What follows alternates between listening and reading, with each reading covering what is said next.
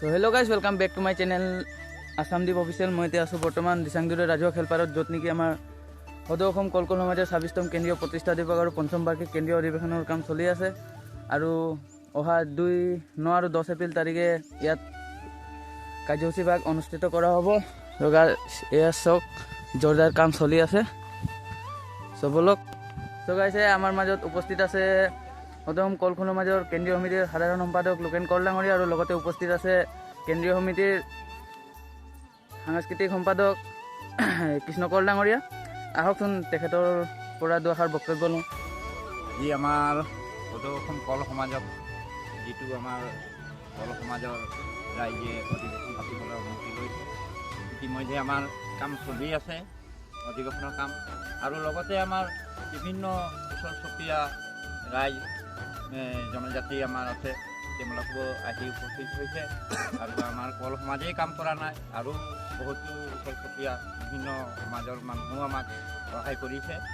আৰু কাম চলিব, আৰু আমাৰ যিটো ধৰি লওক এতিয়া চলি আছে কাম, আৰু আমাৰ উদযাপনৰ সমিতিৰ যিটো আমাৰ বিষয়ববীয়া চবেই লাগি আছে। আৰু আমাৰ পেণ্ডেলৰ কাম চলি আছে, এই দেখিছেই পেণ্ডেলৰ কাম চলি আছে। আৰু দুদিনৰ পাছতেই আমাৰ সম্পূৰ্ণ কাম হ'ব, আৰু হ'বই, আৰু ৰাইজে লাগিছে যেতিয়া মই ইয়াতে ক'লোঁ। চ' গাইজ, এয়া আছিল আমাৰ সাংস্কৃতিক সম্পাদকৰ দুআষাৰ বক্তব্য। আৰু আহকচোন, লগতে আছে আমাৰ কেন্দ্ৰীয় সমিতিৰ সাধাৰণ সম্পাদক লোকেন কল ডাঙৰীয়া, তেখেতৰ পৰাও দুআষাৰ বক্তব্য লওঁ। নমস্কাৰৰ জহাৰ।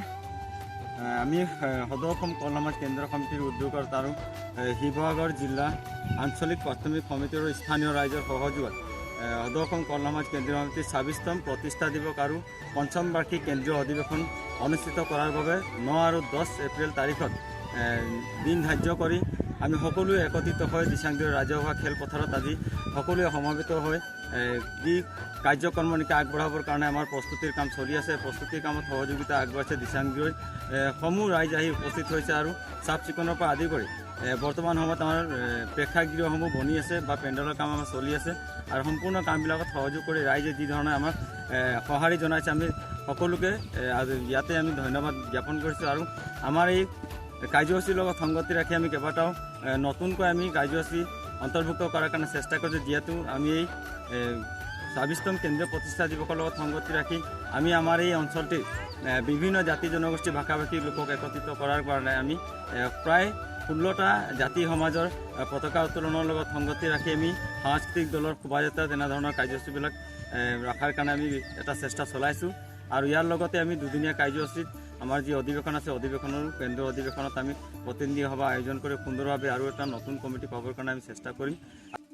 হয়, আমি ইয়াৰ লগে লগে আৰু এটা কথা আপোনালোকক জনাব বিচাৰোঁ। যিহেতু আমি অসম ভিত্তিক এই কাৰ্যসূচীটো আমি দুদিনীয়া কাৰ্যসূচী অনুষ্ঠিত কৰিবলৈ লৈছোঁ, ইয়াৰ লগে লগেই অসমৰ বিভিন্ন প্ৰান্তৰ পৰা আমি ১৬খন জিলা, ধৰক আপোনাৰ তিনিচুকীয়া, ডিব্ৰুগড়, চৰাইদেউ, শিৱসাগৰ, যোৰহাট, গোলাঘাট, নগাঁও, লগতে কাৰ্বি আংলং আৰু শোণিতপুৰ তথা বিশ্বনাথ চাৰিআলি আৰু ওদালগুৰিৰ লগতে আমি নতুনকৈ অন্তৰ্ভুক্ত কৰিবৰ কাৰণে বৰাক ভেলীৰ পৰা কৰিমগঞ্জ, হাইলাকান্দি আৰু শিলচৰৰ লগতে লখিমপুৰ আৰু ধেমাজি অন্তৰ্ভুক্ত কৰি আমি ১৬খন জিলাক অন্তৰ্ভুক্ত কৰি সম্পূৰ্ণৰূপে কামবিলাক চলাই যাবৰ কাৰণে আগবাঢ়িবলৈ লৈছোঁ।